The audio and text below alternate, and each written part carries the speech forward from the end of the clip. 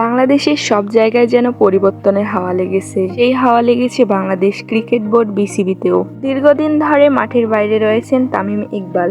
2023 সালের মাঝামাঝি সময়ের পর থেকে তাকে আর জার্সিতে দেখা যায়নি। তবে এবার জাতীয় দলের জার্সিতে ফেরা নিয়ে চলছে দোদুল্যমান একটি অবস্থা তামিম ইকবালের। সেই সাথে রয়েছে নানান শঙ্কাও। দেশে রাজনৈতিক পট পরিবর্তন ও বাকবদলের আভাস দেখা গিয়েছে প্রতিটি সেক্টরে। ক্রিকেটেও যেন তার ব্যতিক্রম নয়। একটি মিডিয়াকে দেওয়া সাক্ষাৎকারে তামিম ইকবাল জানিয়েছেন, বাংলাদেশের হয়ে খেলার জন্য আপনাকে খুব ভাগ্যবান হতে হবে। অনেক ক্রিকেটারই খেলেন, কিন্তু দেশের হয়ে প্রতিনিধিত্ব করতে পারেন হাতে গোনা কয়েকজন। আমি যখন কোনো ক্রিকেট একাডেমিতে যাই বা মাঝে মাঝে বাচ্চাদের ফুটবল বা ক্রিকেট খেলতে দেখি, আমি দেখি তাদের বাবা মা তাদের 7 বা 8 বছরের বাচ্চাদের এত চাপের মধ্যে ফেলেছে। তারা তাদের বাচ্চাদের জিজ্ঞাসা করে, কেন তুমি এটা করতে পারো না, কেন পারো না? এমনটাই জানিয়েছেন বাংলাদেশের সাবেক এই অধিনায়ক।